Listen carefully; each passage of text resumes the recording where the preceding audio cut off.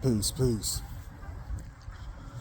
So, what I've been working on as of recently, the subject of existentialism vis-a-vis black folks, and that of course, led me to W.E.B. Du Bois and our spiritual strivings. The speaking of the double consciousness and all of that.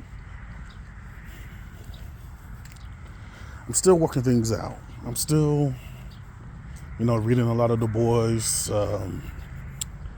and others for sure. But right now, Du Bois is the man right now. And I read another article by him, 1920, on being black. And he spoke of like the personal whiteness not even being a thing on the world stage until about the 18th or 19th centuries, 1800s. And some of my dealings coincided with that as well. I can't remember exactly what the timeline was, but nevertheless, the whole paradigm of racial classification comes from racist ideals in the first place.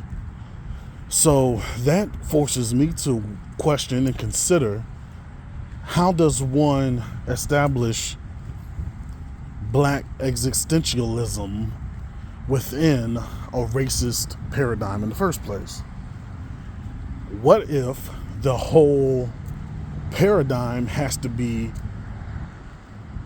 either destroyed, and if not destroyed, at very least ignored by those who are claiming to be oppressed by said paradigm?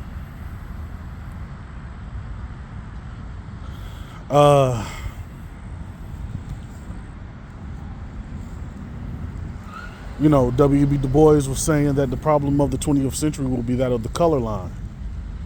And, others saying such as, what does it feel like to be a problem? Well, these things still only exist within the racial and racist paradigm that was created by non-African peoples. So, if we look at the paradigm that has been created, that classifies human beings into these classifications of either white, black, yellow, or red, or I forget how they did the other one, like Mongolian, Ethiopian, Asiatic, or something like that, and European. I forget the other ones, but those paradigms and those classifications also come equipped with definitions that was created by those who created those classifications.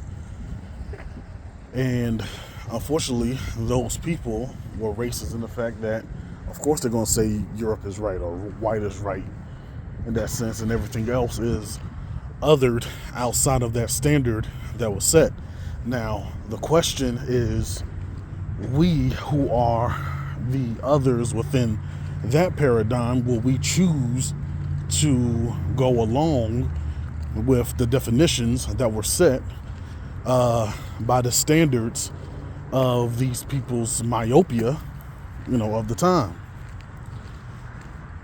I would like to say no. Either now, this is where something like postmodernism kind of works for me. Is there is no standard definition, or definitions can be challenged based off of the perception of the person that is being othered within this framework. So either I redefine what it actually means to be black, I redefine what it means to be African, or toss aside that whole paradigm in and of itself and say, I am a man, and you deal with me as such. That's the crux of where I'm at right now. Because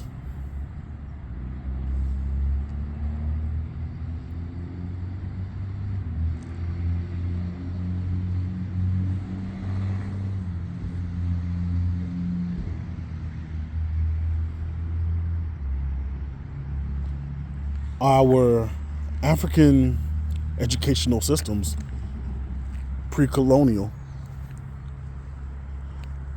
we didn't focus on color of skin or the amount of melanin content in one's skin or things like that. You know, our main thing was teaching the uprightness of character, judged by the content of your character rather than the color of one's skin, which gives a nod to the inner African wisdom of Dr. Martin Luther King, who said the same thing. Like, these were the natural ways in which that we always dealt with each other. So it wasn't until that we came in contact with this colonial form of information and framework that we started to put so much focus on the color of skin and the meanings of such.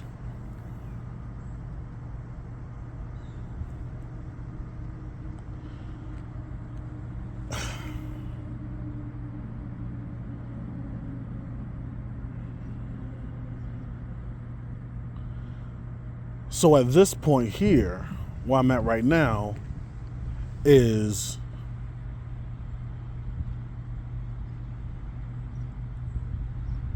re-examining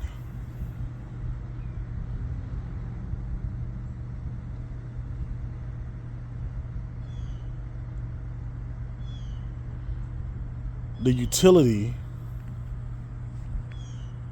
of Afrocentric knowledge. And I say that with caution because I get it. I understand what it means to put, you know, the accomplishments and the things that we of African ascent have done into the center and understanding that. But if the overall outcome or if the overall purpose of that is to combat against the Eurocentric, or, and again, all of these quote centric things, again, these classifications of human beings are based upon racist ideals in the first place. And I believe that one of the major tenets of racism is distraction. So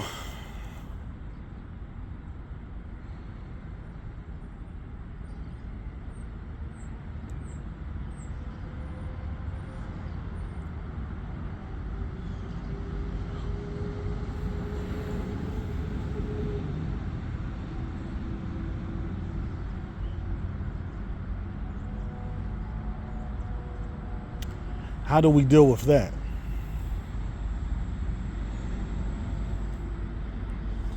How do we deal with the act of trying to define oneself within or under a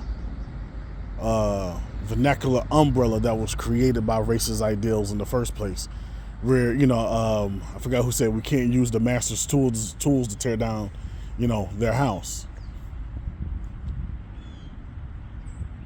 And we say these things yet we still do these things.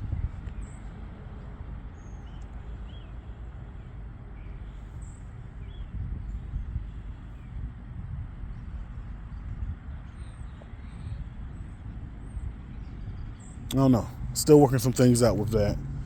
And I didn't want to necessarily yet write it out